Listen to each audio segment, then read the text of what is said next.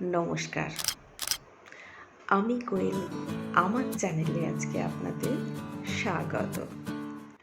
বড় থেকে ছোট কুমড়োর ঘন্ট খেতে খেতে আমরা ভীষণ বোর হয়ে গেছি। তাই আজকে আপনাদের কাছে নিয়ে এলাম কুমড়োর মিক্স ভেজ। এটি খুবই সহজ একটি রেসিপি। চলুন শুরু করা যাক।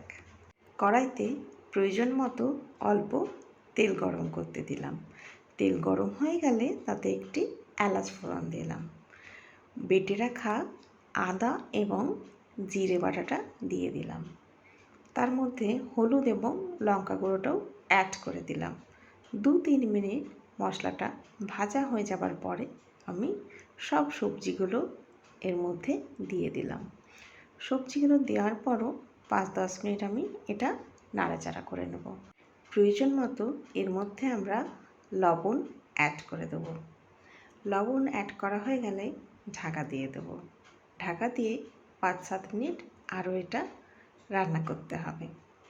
আর একটু ভাজা ভাজা হয়ে এলে আমরা কাজু কিশমিশের পেস্টটা এর মধ্যে দিয়ে দেব। সেটি দেওয়ার পরও 5 মিনিট আমরা আরও নাড়াচাড়া করব, যাতে পেস্ট সমেত সবজিগুলো আরও ভালোভাবে ভাজা ভাজা হয়ে যায়। তারপর প্রয়োজন মতো আমরা জল দেব। যেমন আমি 1 গ্লাস জল দিয়েছি, তাতে আমার সবজিগুলো সিদ্ধ হয়ে গেছে। ব্যাস, শুকনো হয়ে গেল আর নামিয়ে নিলাম। খুব সহজেই বানিয়ে নিলাম, তাই না? আপনারাও অবশ্যই বানাবেন। কমেন্ট বক্সে জানাবেন যে কেমন হয়েছিল। আমার ভিডিওটি ভালো লাগলে লাইক, শেয়ার অ্যান্ড সাবস্ক্রাইব করতে ভুলবেন না কিন্তু। পুরো ভিডিওটি দেখার জন্য ধন্যবাদ।